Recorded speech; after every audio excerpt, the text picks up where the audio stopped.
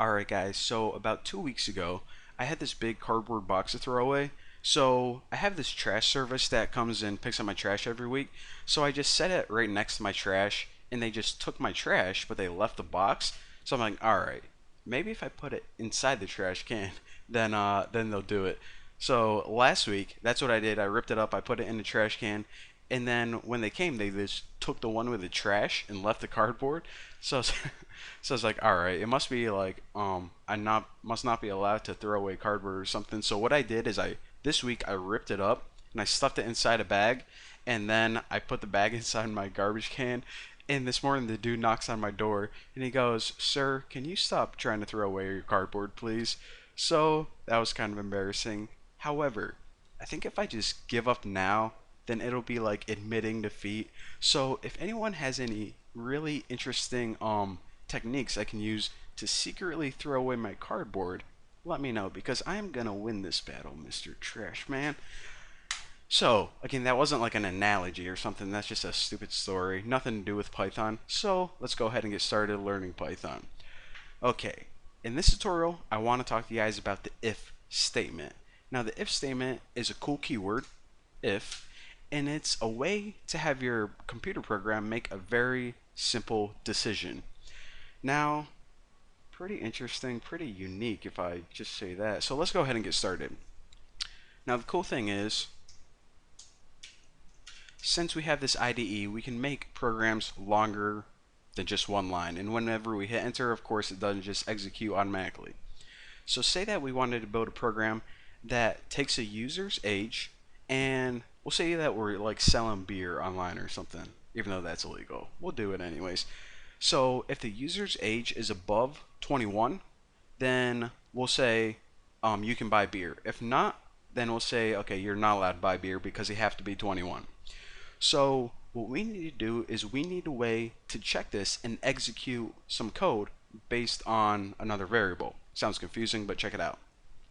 So whenever you want to have your computer make a decision, the first thing you do is add the keyword if. Now, directly after this, we need to give it something to test. So right now, we're just going to test if this age is less than 21. So if the age is less than 21, then we want to do something. We'll just like print out no beer for you since like they're too young. So right after your test, add a colon. Now hit enter, and you can see that your cursor doesn't go to the next line. It's automatically indented in one tab. Now anything that's indented in one tab, your computer knows, okay, only execute this code if this test is true. So this code that we type right here is only going to run if the user's age is less than 21. So what do we want to happen if the user's age is less than 21? We'll just print no beer for you. Alright, so this is a valid print statement, and it does indeed print text out on the screen. However, check it out. Whenever we run it, nothing's displaying in our console at the bottom. And that's because even though we wrote this line of code, it didn't execute because the age was over 21. So we didn't need to give him this little warning. Now, if we have some little kid who's like 13 try to use the site, it's going to say, okay, if 13 is less than 21, that's true, 13 is indeed less than 21, then that's when we want to print this, no beer for you. So whenever we run this, it says, okay, check this, and okay, that is true, so run this line of code. So again, whenever the test is true, run it. Whenever it's false, just move on. So it executes whatever down here. Now, what if we wanted to have the computer decide between one of two things? Because, of course, whenever the user is less than 21, we gave them the warning message, but what about for the people who are older than 21? How do we make them, use the site or something like that? Well, we can add another condition called ELIF. And this checks something else, and it'll probably be easier to see if I use a new example. So let's make a new variable called name. Hey, take it easy, caps lock. Name, and we'll set this equal to Lucy. So let's check if, we'll check if their name is Bucky or Lucy. How do we do that? Well, we already know how to check if name Now, I'll tell you guys about another type of test. So with numbers, we can do less than, greater than. However, since this is a string, we want to see if it's equal to something else. So the keyword for this is. So this is pretty much going to check this name and see if it's equal to something else. And of course, add your colon. So again, less than, greater than for numbers, and with strings, you can use this keyword is. You can actually use is when comparing two numbers as well. So what we're going to do is say, okay, if the name is Bucky, then print, hey there, Bucky. Now, in order to test another option, what you can use is the keyword elif, and this pretty much means else if, or it's just another way of having another if statement in one block of code.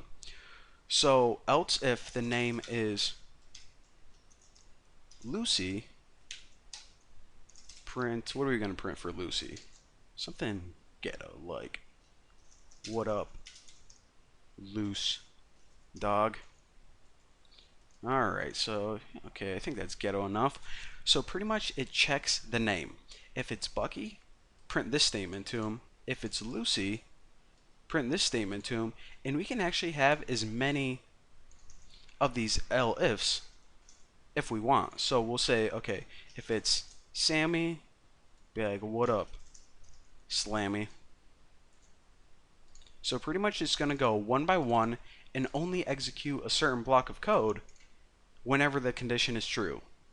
So hit run, and of course the name is Lucy, so it said, what up, loose dog. So pretty much it ran through top to bottom and said, okay, is this true? Nope. So go down here. Is this true? Yes. So do this. And of course, since this was not true, it skipped this one as well. Okay, simple enough.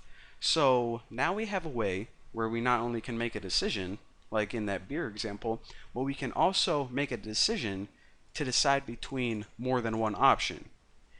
Now, there's one other thing I want to talk to you guys about, and that is, well, what if we ran through all the options and none of them were true, but we still want to execute a certain bit of code?